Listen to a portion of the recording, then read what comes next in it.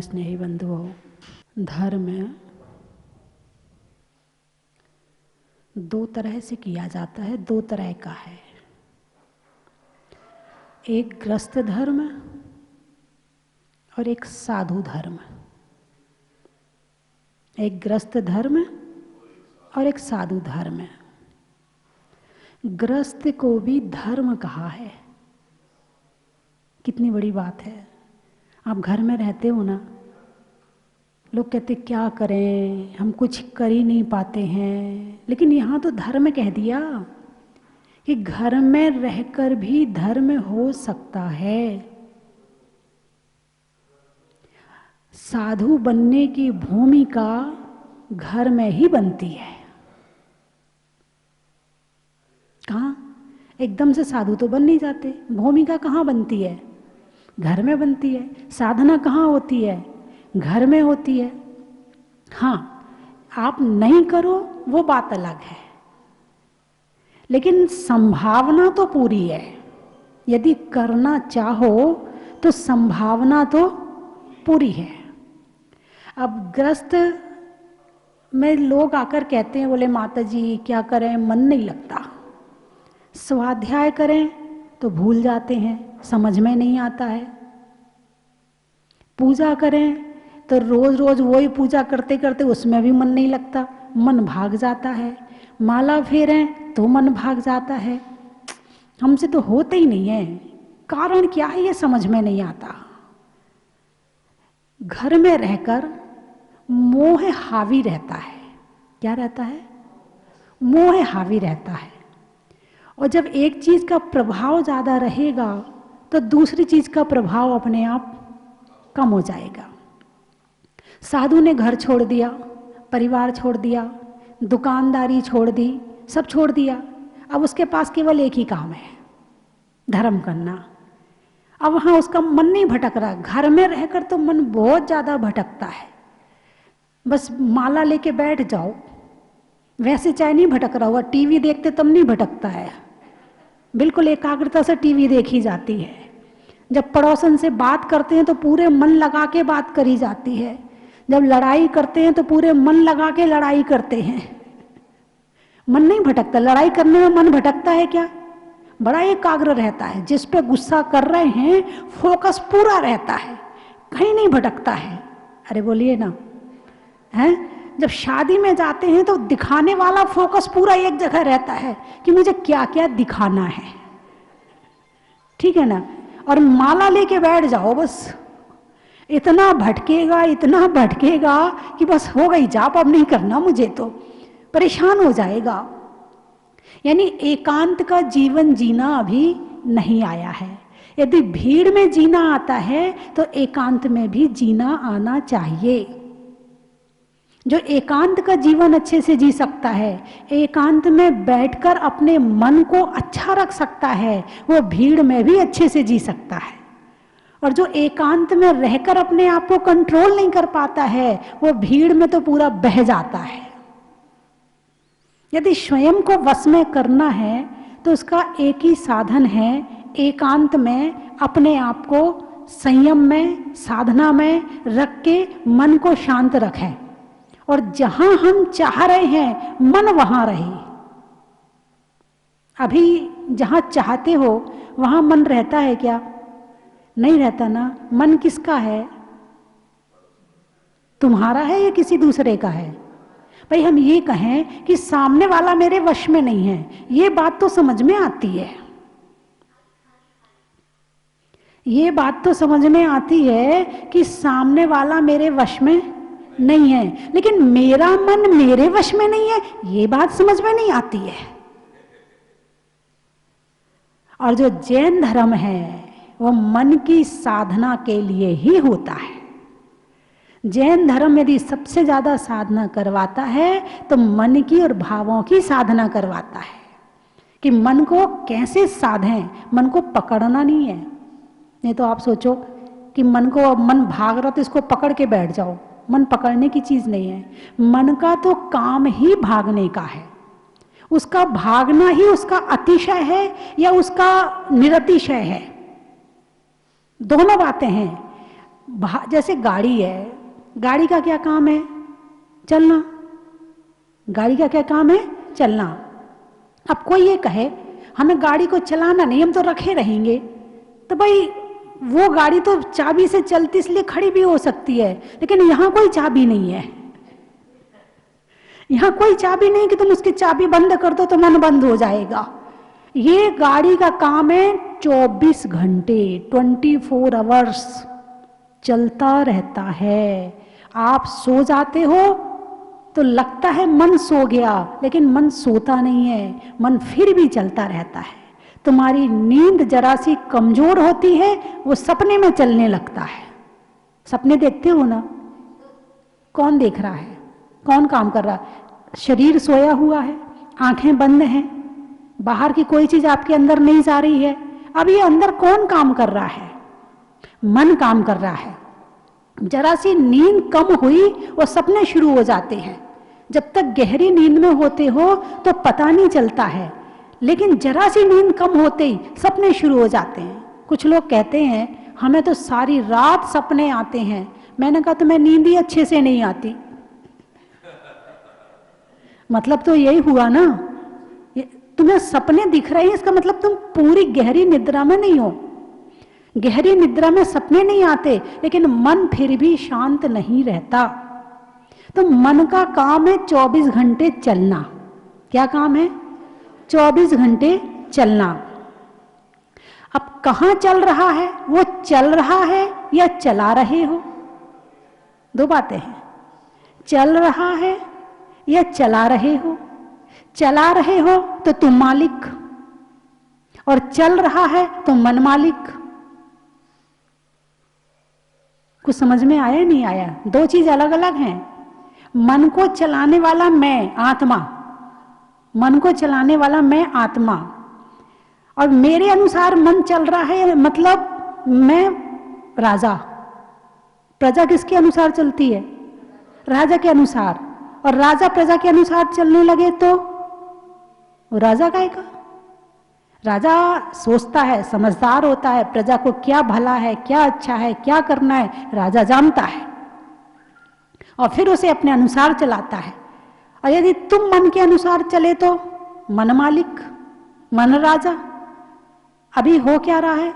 गृहस्थ जो है वो मन के अनुसार चलता है, जैसा मन कहता है वो वैसा करता है, और साधु मन को अपने अनुसार चलाता है। बस यही अंतर है। और यहीं से सुख और दुख का काम शुरू होता है। जो मन के अनुसार चलता है तो मन को मन माफिक चीज मिल गई तो सुख, और नहीं मिली दुख।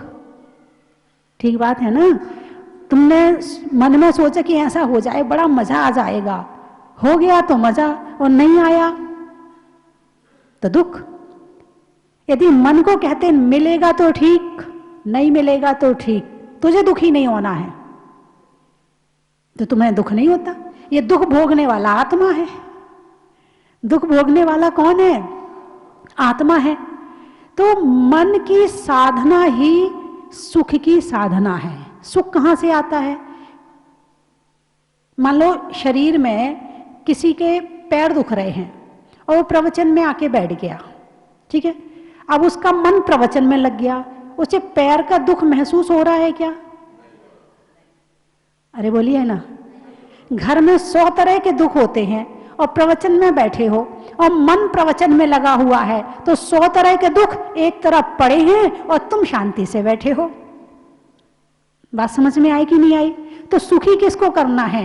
मन को करना है, शरीर को करना है, या किसको करना है सुखी? मन के सुखी होते ही सब सुखी हो जाएंगे, और मन के दुखी होते ही सब दुखी हो जाएंगे। तो ये मेन कंट्रोल किसके पास में है? मन के पास में है। एक व्यक्ति शरीर से सुंदर नहीं है, बिल्कुल सुंदर नहीं है, लेकिन अपना ध्यान वो लगातार अच्छे कामों को करने में लगाते रहता है, तो उसको शरीर के कुरूप होने का दुख है क्या?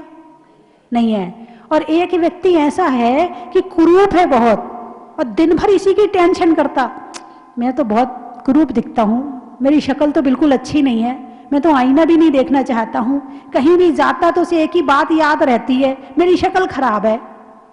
बताइए, पहला व्यक्ति भी कुरूप है और दूसरा व्यक्ति भी कुरूप है, लेकिन एक कुरूपता का दुख भोग रहा है और एक अपनी क्वालिटी से आनंद ले रहा है। तो सुख और दुख लिया जाता है। बात समझ में आई कि नहीं आई?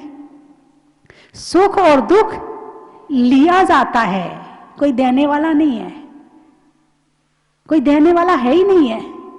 ये हम क्या ले रहे इस संसार से, ये हमारे ऊपर है। पेड़ में फूल भी होते हैं और कांटे भी होते हैं। बोलिए ना, हाँ तो बोलिए। गुलाब का फूल, फूलों का राजा कौन है? गुलाब। कौन है? राजा। कौन है? राजा। उसके साथ क्या रहते हैं? राजा के साथ कांटे रहते हैं। ओहो हो, ये तो बात बड़ी गड़बड़ है। फूलों का राजा गुलाब और गुलाब के साथ कांटे। गुलाब को कभी आपने रोते हुए देखा है? पेड़ पर रहता है तब तक कैसा रहता है? खिला हुआ रहता, मुस्कुराता हुआ रहता है। इंसान यदि किसी को प्रसन्नता का प्रतीक करके बताना है तो क्या भेंट करता है? भाई ऐसे खुश रहो, ऐसे गुलाब की तरह खिले रहो। गुलाब भेंट करने का क्या मतलब होता है? गुलाब की तरह खिले रहो। गुलाब कांटों के बीच में रहकर भी खिला रहता है। और तुम्हारे साथ तुम्हारा कोई दुश्मन बाजू में बैठा हो तो तुम मुरझाओगे कि खिल जाओगे? मुरझा जाओगे। तो इस गुलाब से तुमने क्या शिक्षा ली है? कि कांटों में रहकर भी खुश रहो। घर में किसी चीज की कमी हो, कोई टेंशन नहीं, कमी की जगह कमी है, इस कमी के पीछे मैं अपनी खुशी, अपना सुख नष्ट नहीं करूंगा। मैं किसी और के कारण अपनी प्रसन्नता कम नहीं करूंगा। जब एक इंद्रिय जीव कांटों में रहकर मुस्कुरा सकता है, हम तो पंचेंद्रिय, हम क्यों नहीं मुस्कुरा सकते हैं? दुनिया में सुख बरस रहा है, लेने वाला चाहिए। बात समझ में आई कि नहीं आई? तुम्हें लेना क्या आता है दुनिया से, सुख या दुख? दुख खरीदने वाले ज्यादा हैं। कल भी मैंने बताया था कि सुख तो मिलता है फ्री में और दुख मिलता है पैसे में, और सारी दुनिया पैसे में दुख खरीद रही है। कल का प्रवचन सुना होगा आपने, नहीं सुना? सुना है। तो पैसे में दुख खरीद रहे हैं और सुख फ्री में मिल रहा है। अभी यहां बैठे हो, फ्री में मिल रहा कि नहीं मिल रहा? मिल रहा है ना, कोई टिकट तो नहीं लग रही बाहर। मैं बहुत सारे, कई बार जब शहरों में रहती, अभी तो 8 साल से ध्यान की मैंने शिविर आदि नहीं लगाए, जब शहरों में रहती हूँ तो मैं ध्यान की शिविर लगाती थी। तो एक बार मैंने दिल्ली में शिविर लगाया ध्यान का, तो वहाँ पर कुछ लोग ऐसे थे जो 30-30, 35-35 हजार रुपये 7 दिन का कोर्स किया था, रुपए दे करके 35-35 हजार रुपये दे करके 7 दिन का कोर्स किया था उन्होंने ध्यान का। वो लोग मेरे पास आए, बोले माता जी जो आप ध्यान सिखाती हैं वो ध्यान हमने 35 हजार रुपये में 7 दिन में सीखा था, और उसमें और इसमें तो बहुत जमीन आसमान का फर्क है। उसमें तो इतनी क्वालिटी नहीं लगी जितनी क्वालिटी आपने जो सिखाया उसमें लगी।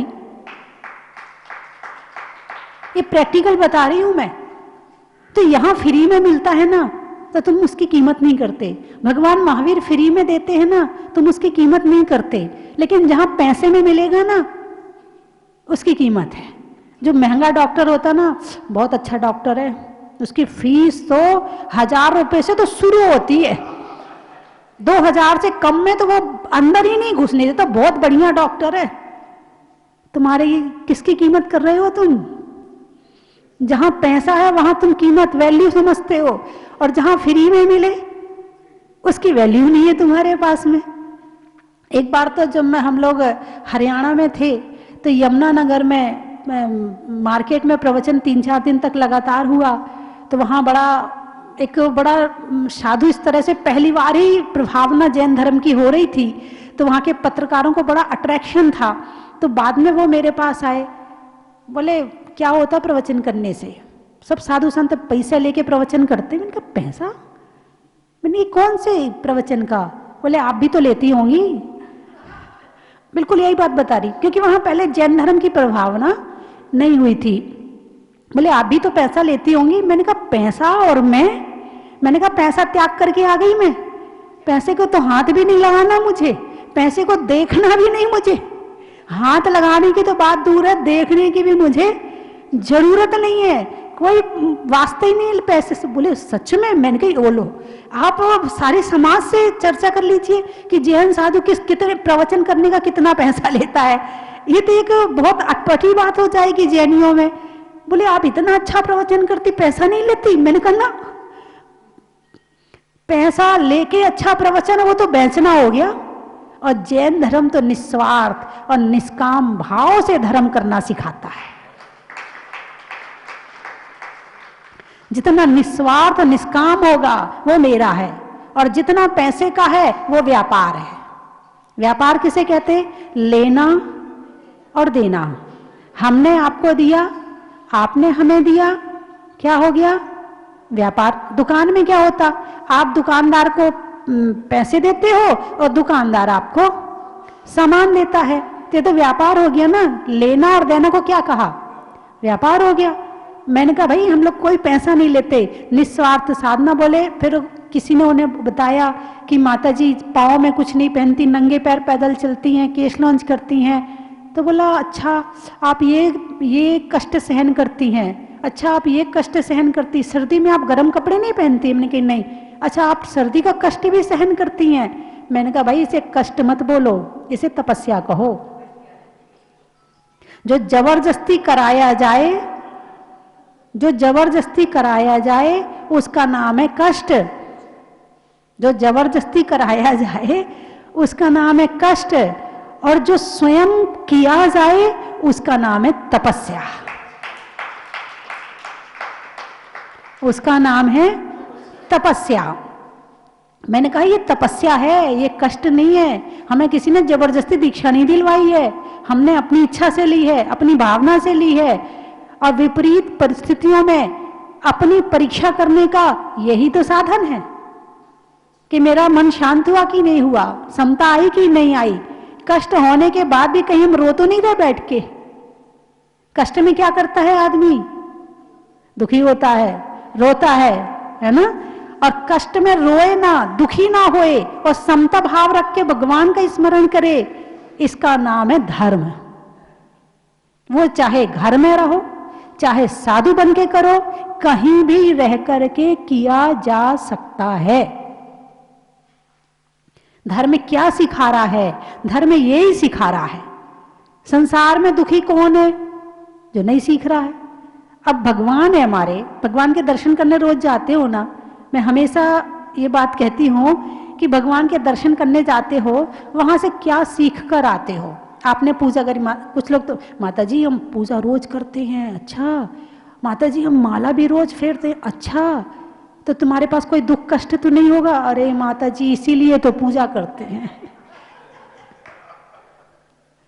क्या कह रहे हैं? इसीलिए तो पूजा करते हैं। तो मैंने कहा दुख दूर हुए नहीं हुए? बोले कहाँ माता जी, उनका ऐसा हो गया, उनका इतना बढ़िया हो गया, हमारा तो होता ही नहीं है। अभी तो आवाज नहीं आई, अभी तो मंगलाचरण चल रहा है। चलो ये प्रवचन शुरू ही तो हुआ, थोड़ा जितना मिल जाएगा उतना सुन लेंगे।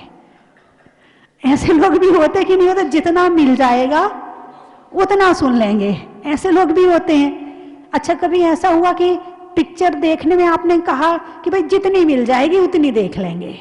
ऐसा हुआ क्या पिक्चर देखने में? नहीं तो। और जहां से कलाकार का नाम है वहां से शुरू चाहिए, ऐसा ना हो कलाकार के नाम भी निकल जाए।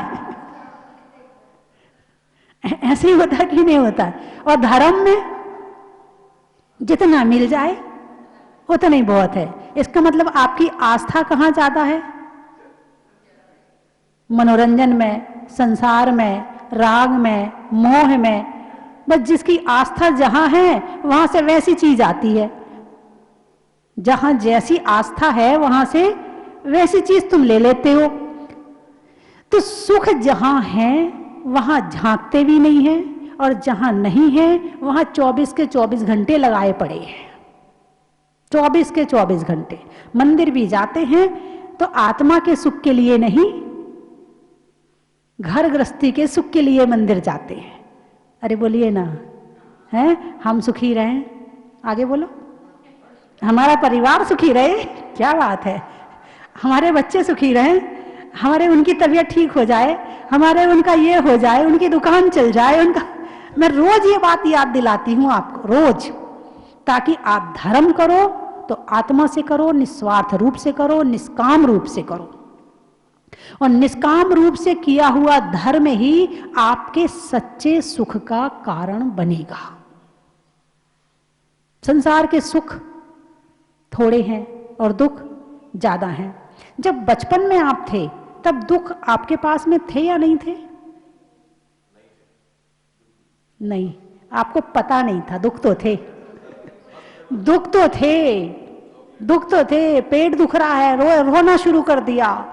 रोता कौन है? जिसके पास दुख होता है, जिसके पास कष्ट होता है। बच्चे को रोते देखा नहीं देखा? पैदा होते ही रोता है, उसकी शुरुआत ही दुख से होती है। जन्म से ही शुरुआत कब से होती है? रोने से होती है। इसका मतलब इस जन्म की शुरुआत दुख से शुरू हो रहा है, जन्म भी सुख से शुरू नहीं हो रहा है।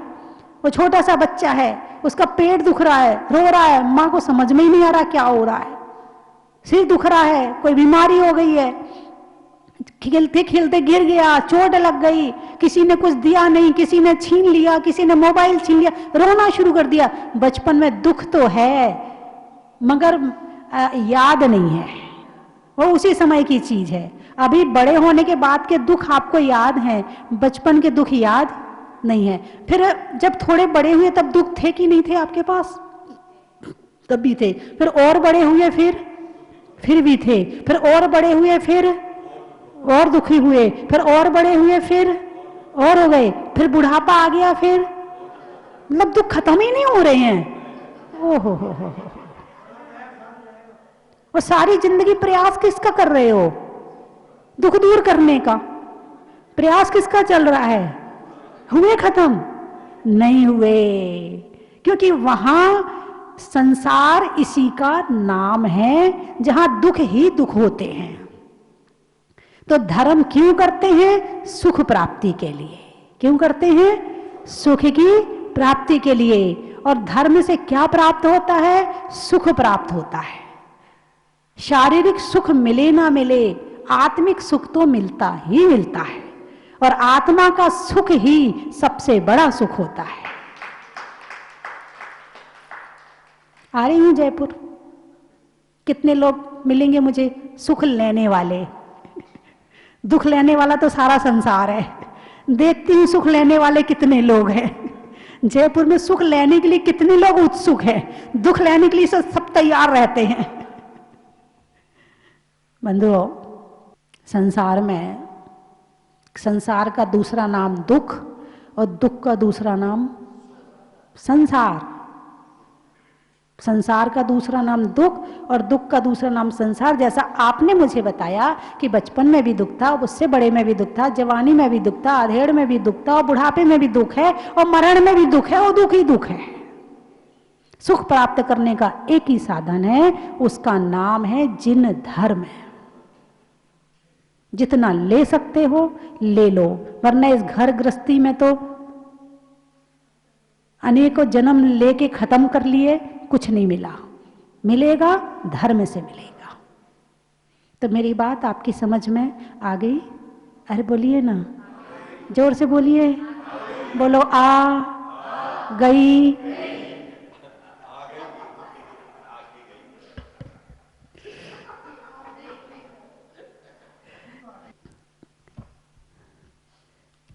हवा के रुख का, शरीर में मुक्का और धर्म से मिलने वाले सुख का बड़ा ही महत्व है। बीज में बोने का, कमरे में कोने का, और जिन धर्म से दुख दूर होने का बड़ा ही महत्व है। हिंदी में मात्रा का, स्कूल में छात्रा का, और आज आपकी यहाँ तक की यात्रा का बड़ा ही महत्व है। गाने में सुर का, नृत्य में नूपुर का और आने वालों में जयपुर का। बड़ा ही महत्व है।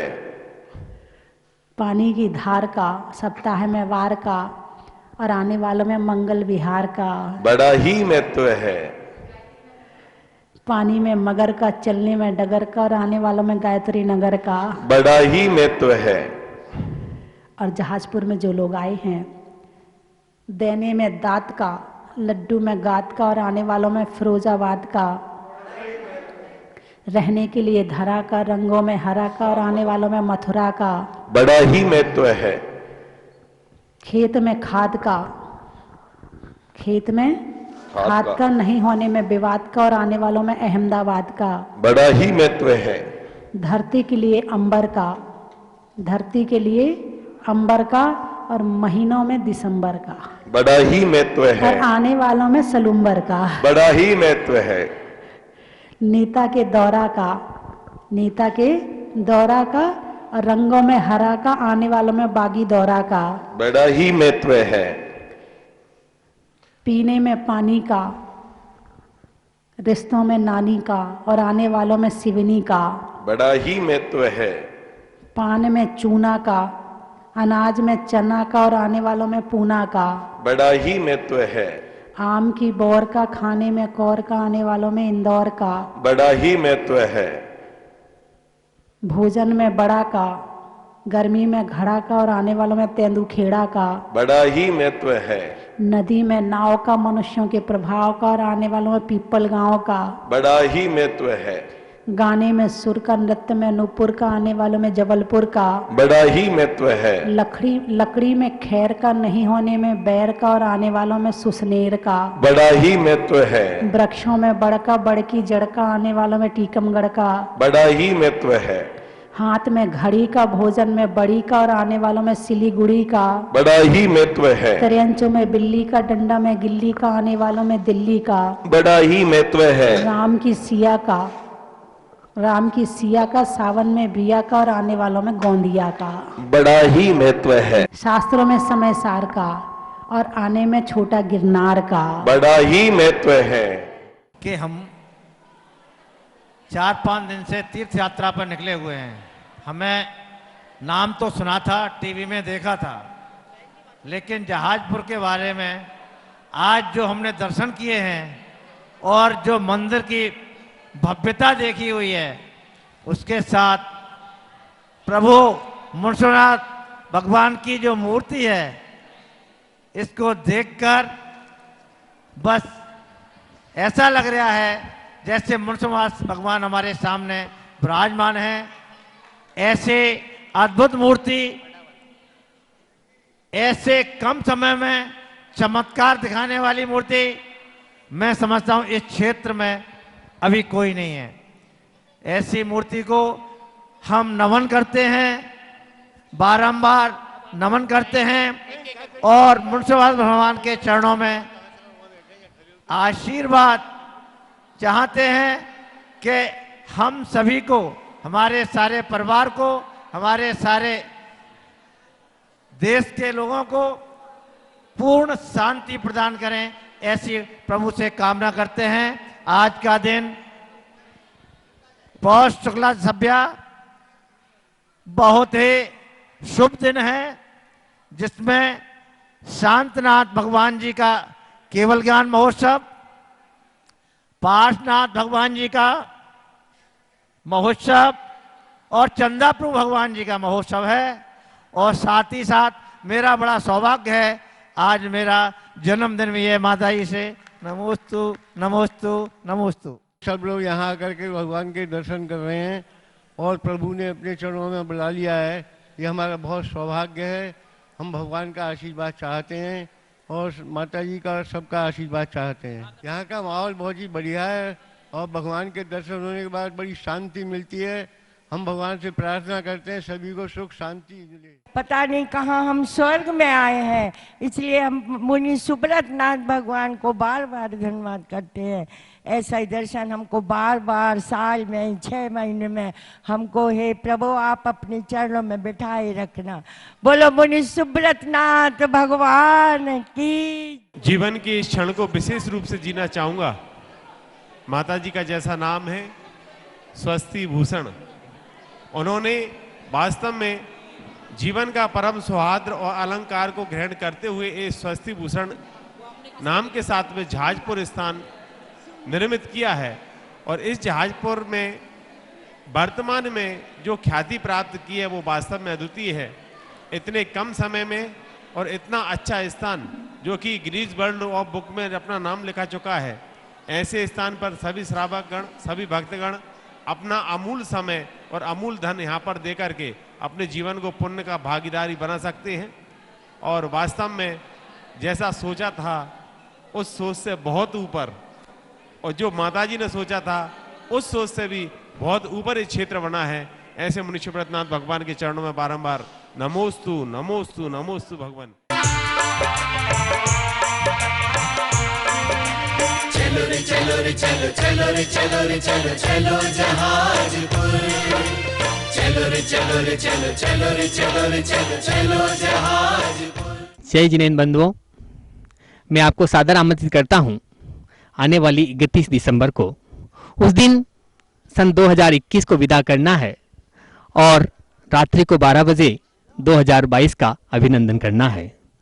20वें तीर्थंकर भूगर्भ से प्रकटित अतिशयकारी 1008 मुनीश्वरनाथ भगवान के पावन चरणों में 31 दिसंबर की शाम को महाआरती और उसके बाद भक्तामर पाठ 48 रिद्धि मंत्रों के साथ में 48 दीपक प्रज्वलित किए जाएंगे।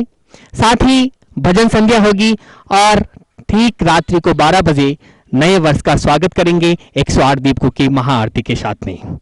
1 तारीख को सुबह 7 बजे से मुनीश्वरनाथ विधान होगा और अब की बार एक विशेष सहयोग मिला है। 1 जनवरी 2022 को शनिवार का पावन दिन है, मुनीश्वरनाथ भगवान का दिन है। मैं आपको सादर आमंत्रित करता हूं, आप आए, जहाजपुर में आए और मुनीश्वरनाथ भगवान का अभिषेक करें, शांति धारा करें। अगर आप नहीं आ सकते हैं तो उस दिन जो विशेष शांति धारा होगी, विधान होगा, वो उसका पुण्यार्जन आप अपने परिवार की ओर से कर सकते हैं, जिसकी न्यौछावर राशि मात्र 5100 रुपये है। बंधुओं, वर्ष का आगाज करें। 2022 का आगाज 1 जनवरी 2022 को शनिवार के पावन दिन विशेष शांति धारा और विधान के साथ में मात्र 5100 रुपये की न्यौछावर राशि में आप अपनी सूचना दे सकते हैं। धन्यवाद। चन की थाल को सजाओ रे आज, रत्नों की थाल को भर लाओ रे आज। आओ आओ करे रे गुणगान आरती भगवन की। आओ आओ करे गुणगान आरती भगवन की। आओ आओ करे रे गुणगान आरती भगवन की।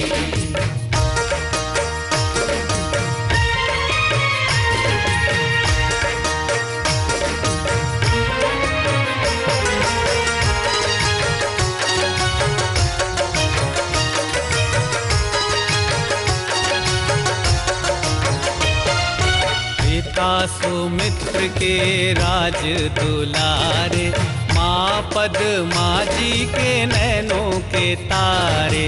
पिता सुमित्र के राज दुलारे, माँ पद्मा जी के नैनों के तारे।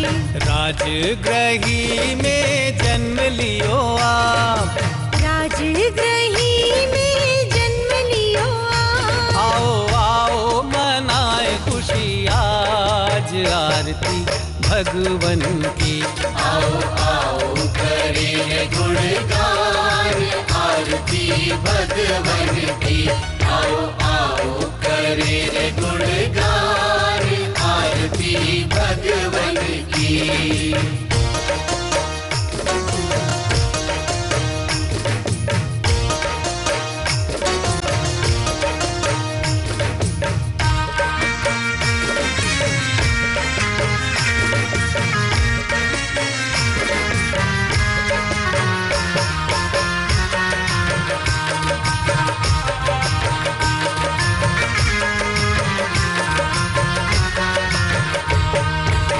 कपूर बाती से ज्योति को जला के, प्रभुवर के चरणों में शीश को नवा के।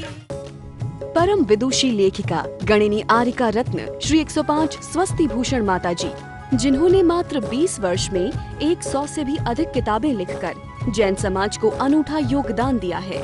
बड़े बड़े विधान जैसे कल्पद्रुम महामंडल विधान, सिद्ध चक्र महामंडल विधान, इंद्रध्वज महामंडल विधान एवं विशेष जिनपद, पूजांजलि आदि महत्वपूर्ण साहित्य बहुत ही सरस, सरल व सुबोध